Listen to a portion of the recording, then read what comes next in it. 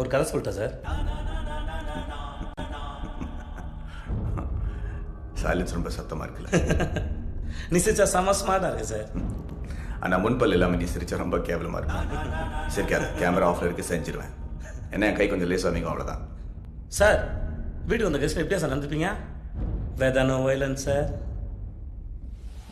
எதுக்கு சார்ன்றானே? ஒரு கதை சொல்லிட்டு போகலான்னு வந்தேன் சார்.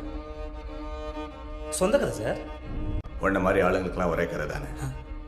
நான் கீழே இருந்தேன், தெருநாயா இருந்தேன், இது செஞ்சு அதை செஞ்சு பெரிய ஆள் ஆகிட்டேன். அந்த கதை தானே. ஐயோ எப்படி சார்? என் கண்ணிலே படம் பார்த்தியா சார்? உன்னை பற்றி ஒன்று சொல்லட்டா. இன்றைக்கே 10 கோடி ரூபா கொடுத்து இந்த தொழிலை விட்டுருனா காசு வேண்டான்னு போயிடுவேன். ஆனால் வீட்டுக்கு போய் இந்த காசு எங்கிட்ட எப்படி போடுங்கன்னு திட்டம் போடுவேன். அதுதான் நீ. அதே 10 கோடியை உன் கையில் கொடுத்து என்னை விட்டுடு சார்னு சொன்னா விட்டுடுயா சார் நீ?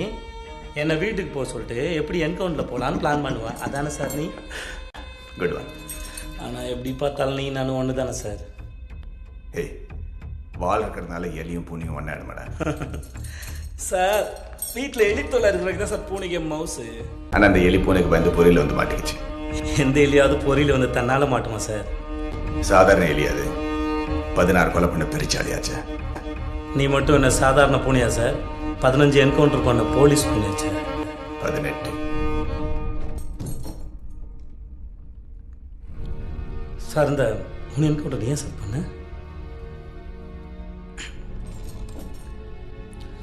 சரி சார், நீ தான் லேடி. சரி சார், ஒத்துக்கிறேன். நான் கெட்டவன் தான், நீ நல்லவன் தான். ஆனால் உன்னை நல்லவன் காட்டிக்கிறது என்னமோ கெட்டவன் தேவையில்லை சார். கெட்டவன் கதை கேளு சார். கேட்கறது நல்லா இருக்கும், சுவாரஸ்யமாக இருக்கும், நிறைய ட்விஸ்ட் அண்ட் டர்ன் இருக்கும்.